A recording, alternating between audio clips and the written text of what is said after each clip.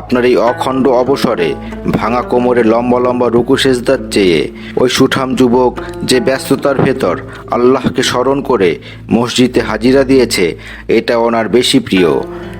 আপনি যুবা বয়স কাটিয়েছেন ইবাদতে অবহেলা করে, আর বার্ধক্যে এসে আপনাকে আচ্ছন্ন করে রেখেছে ইবাদতের অহমিকা।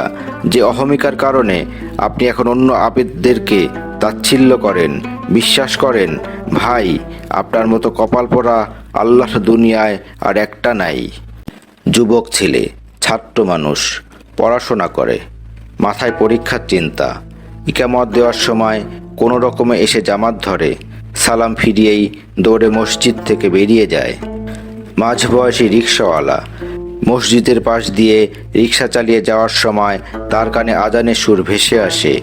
এই সময়টায় দুটো ভাড়া বেশি মারলে সপ্তাহে একদিন মাংস কিনে খেতে পারবে। বাড়িতে রেখে আসা বউয়ের চেহারাটা এই সময় চোখের সামনে ভেসে ওঠে। এই সময়টায় ভাড়া মারলে সে বউয়ের জন্য উপহার কিনে বাড়ি ফিরতে পারবে। কিন্তু সে এসব চিন্তা ঝেড়ে ফেলে রিকশাটা থামায়, অজু করে 4 রাকাত ফরজ নামাজ পড়ে। সালাম ফেরানো শেষ হওয়া মাত্র মসজিদে ত্রিসীমানায় তাকে আর খুঁজে পাওয়া যায় না। আর আপনি দাড়ি সফেদ হওয়ার পর দুনিয়াদারির পাট টুকিয়ে মসজিদে নিয়মিত হয়েছেন। এখন ফরজ শেষ হওয়া মাত্র মুসল্লিদের পথ আটকে রেখে ঘণ্টাব্যাপী সুন্নত আদায় করা শুরু করেন। আর মনে মনে ভাবেন, এদের ফরজ সালাতে মন নাই, মন থাকলে সালাম ফিরিয়েই দৌড়ে পালাতো না। কিন্তু আল্লাহ তো উল্টা কথা বলেছেন।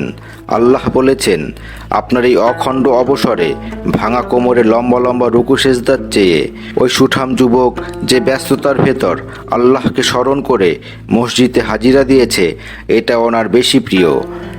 আপনি যুবা বয়স কাটিয়েছেন ইবাদতে অবহেলা করে, আর বার্ধক্যে এসে আপনাকে আচ্ছন্ন করে রেখেছে ইবাদতের অহমিকা। যে অহমিকার কারণে আপনি এখন অন্য আবেদদেরকে তাচ্ছিল্য করেন। বিশ্বাস করেন ভাই, আপনার মতো কপাল পোড়া আল্লাহর দুনিয়ায় আর একটা নাই।